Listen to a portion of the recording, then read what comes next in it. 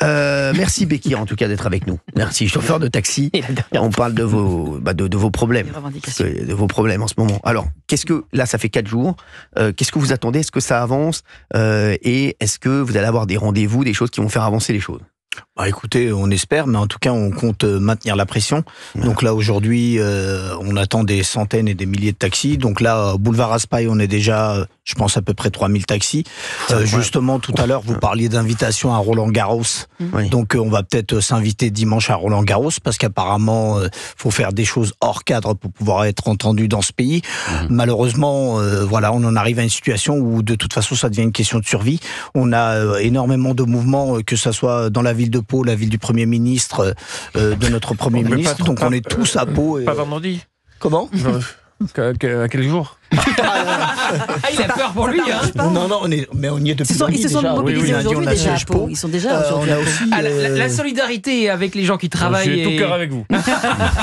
On a aussi un très grand mouvement aussi qui est fait sur Marseille. Malheureusement, on a un chauffeur de VTC qui a volontairement vous pouvez y aller sur Marseille, ça ne dérange pas Olivier. Deux chauffeurs de taxi aussi. Donc on a une grande pensée pour nos collègues. On a aussi une grande pensée aussi pour nos collègues qui ont fini en garde à vue aussi dernièrement. Voilà, donc en tout cas, on va pas lâcher. C'est où on gagne, où on perd, mais en tout cas, on veut plus de juste milieu parce que ça fait des années on nous balade, donc ça devient plus possible. Ça devient une question de survie. Mais Roland-Garros, je pense que c'est une bonne idée. Si d'ici dimanche, il n'y a pas de Cyril, moi j'adore Roland-Garros. Cyril, vraiment, non, c'est une bonne proposition. Moi, Roland-Garros, je suis pas pour parce que j'habite à côté, ça m'arrange pas. Vraiment, ça m'arrange pas du tout. Mais pour la finale du PSG, je pense que ça va pas vous déranger, monsieur Cyril. Non mais la finale du PSG, c'est à Munich. Si vous voulez un peu à la Munich en taxi. J'ai proposé un taxi en plus hier. Chauffeur de taxi m'amène à Munich en voiture. En voiture. Et il a dit si je lui trouve une place, il m'amène en taxi. Ah oui. C'est vrai. On est là. Cadour. Il s'appelait Cadour. Voilà, je l'embrasse. Il m'a dit je t'amène à Munich si tu me trouves une place pour le PSG. Vous y serez à Munich? Munich, je n'ai pas encore décidé. Pourquoi vous murmurez tout d'un coup? Je vais voir. Tout ce qui est agenda. Tout d'un coup, ça descend. C'est pas encore. Juste une question, parce que vous avez dit qu'effectivement vous souhaitiez qu'il y ait plus de contrôle, notamment pour les VTC, parce que vous estimez qu'il y a une forme de concurrence illégale.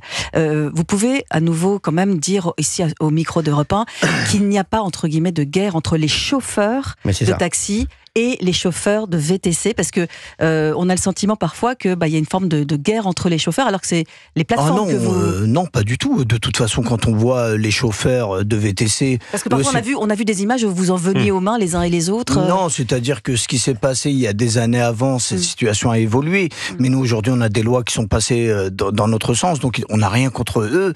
Mais même eux manifestent contre Uber de toute façon. Donc sur ce côté-là, il y a pas de problème. Mais concernant... Vous m'aviez dit quoi déjà? C'était quoi la question? On oublie souvent ce qu'il y a. Non, c'était sur le fait que... Je ne cache pas que c'est pas quelqu'un dont on se souvient spécialement. Non, je suis un peu épuisé, c'est pour ça. Mais toujours en valeur, c'est les partenaires de jeu, toujours en valeur. On va bien mais Naïm, on rigole. Mais oui, sinon je ne suis pas avec vous depuis 13 ans. Non, mais elle a posé une question il y a une minute, ils ne s'en souviennent plus, les mecs. Non, on est épuisé après 4 jours de manifestation. Je vais vous poser une question, si vous vous en souvenez plus. Comment ça va? Ça va pas trop. Non, revenir sur les plateformes de VTC, non, les VTC en eux-mêmes, on n'a rien contre. Non, on veut tout simplement que les lois soient appliquées. On ne veut rien d'autre. Et puis concernant aussi les plateformes, on revient toujours sur la même chose. C'est eux qui incitent les chauffeurs à travailler sur la voie publique. C'est de l'esclavage moderne, c'est tout. Et nous, on veut pas en arriver à ce niveau-là, tout simplement. Non, on n'a rien contre eux, c'est pas le problème. Le problème, c'est les plateformes. C'est Valérie. Vous avez... J'aime bien Fabien Lecoeuf qui vous êtes, parce que vous avez oublié Valérie Bénet. C'est Valérie Bénet. C'est important ce qui a été dit sur les nouveaux esclaves des temps modernes, toutes les personnes ubérisées. Parce que là, on est sur le transport, livraison de repas, mais l'ubérisation, elle peut s'étendre dans les années qui viennent à des pans entiers du travail. Bien sûr. La phrase s'arrête là. Merci. Prévenez-vous qu'on fait des mini-phrases. On fait un super duo tous les deux. Non mais ça y est, la phrase s'est arrêtée, on n'a pas compris. Il est en pleine phrase, mais il s'est arrêté direct. L'ubérisation. Juste, Bekir, parce qu'il y a pas mal de gens aussi, j'aurais dire Gauthier Lebré, qui critiquent les chauffeurs de taxi. Quelle est la critique qui revient le plus souvent?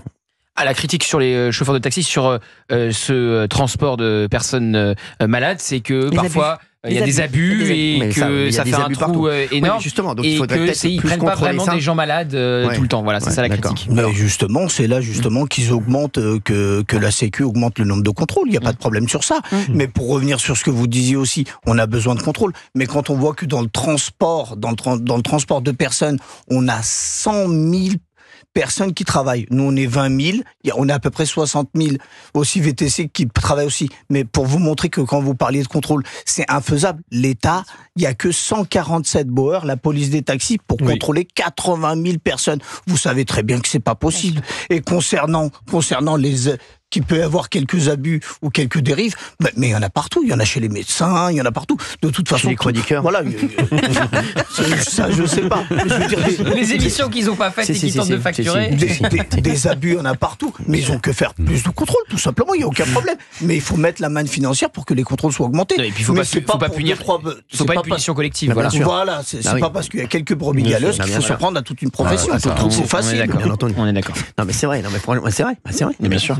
Ah oui. Et puis même quand on revient aussi sur le transport partagé, par exemple, effectivement pour l'écologie, il n'y a pas de problème de ce côté-là. Mais on fait quoi? On fait attendre les malades, les dialysés, ceux qui ont des chimios, on les fait attendre 3-4 heures dans des hôpitaux. Ça n'a pas de sens. Sur le transport partagé, il y a de nombreux malades qui disent eux-mêmes qu'ils sont dans des situations où ils ne peuvent pas être dans un transport partagé parce que leur condition ne le permet pas, par exemple. Et on ne peut pas, là, à nouveau... Et particulièrement en ruralité, où il n'y a pas de transport partagé.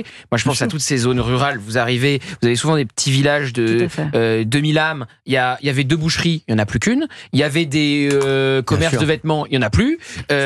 Et donc, ça a disparu petit à petit. Et maintenant, on va peut-être leur enlever les taxis qui viennent potentiellement les chercher pour les emmener à l'hôpital, qui est très très loin parce qu'il n'y a pas d'hôpital à moins d'une petite centaine de kilomètres. Voilà. Et concrètement, ça veut dire que concrètement, vous demandez quoi au ministre nous, là, clairement, on demande le gel de cette convention qui est imposée par monsieur le directeur de la CNAM, et on demande à avoir un médiateur pour pouvoir faire de réelles négociations. J'insiste sur le réel négociation. Il n'y a jamais eu de négociation. On est d'accord pour faire des efforts, il n'y a pas de problème. On est d'accord pour... Vraiment, pour faire des efforts, il n'y a pas de problème. Et concernant les plateformes, on veut tout simplement que les plateformes arrêtent de distribuer des courses sur la voie publique, ce qui est purement et simplement interdit. On demande que ça, le respect de la loi. Et comme je vous dis, s'ils nous tendent la main, on leur tend la main. Mais venir nous imposer des choses... Donc les gens raisonnables, c'est vous, en fait. Non, mais nous, on est prêts à tendre la main. On n'est pas fermés. Il n'y a aucun problème de ce côté-là. Juste bosser et qu'on vous foute la paix, voilà. Le foutre la paix, c'est vraiment ce que j'ai dit. J'ai été à la réunion avec au ministre. D'ailleurs, ils veulent plus me recevoir pour information. Au ministère des Transports, je suis allé à la réunion. Et justement, lundi, je suis allé à la réunion au ministère des Transports. Je leur ai dit les 4 vérités. Ça leur a pas plu. Donc aujourd'hui, moi, ils veulent plus me recevoir en tant que porte-parole des taxis. La vérité gêne. Je suis d'accord. On veut faire des économies. Je veux bien aussi. Mais il y a un moment, je me dis, on peut pas faire des économies en donnant des milliards, un coup à gauche, un coup à droite, un coup à gauche, un coup à droite. Surtout et nous, les artisans, les pharmaciens, les infirmières, les pompiers, il y a plus rien qui va dans ce pays. Mais même si on veut faire des économies, montrons aussi, mais je vous dirais même autre chose, qu'eux aussi fassent des économies, qui baissent leur salaire. Mais quand il s'agit de faire des choses sur eux, par contre là, ils sont pas d'accord. Moi, je dis, s'il y a une réelle volonté que tous ensemble, on fasse des économies, que ça soit réel, mais que ça soit pas juste les taxis, les artisans, et ainsi de suite. On arrive à un niveau, de toute façon, franchement, après l'inflation qu'on a subie, on arrive à 25% d'inflation dans ce pays. Il n'y a plus rien qui va. Il n'y a plus rien qui va, Cyril, dans ce pays. Ah, c'est vrai, il n'y a plus rien qui va, il a raison. Et je peux te dire qu'ils sont sur la... On marche sur la tête. Ah, mais vraiment. D'ailleurs, c'est vraiment ça. C'est le nom de l'émission. Vous n'êtes pas planté sur ça, en tout cas.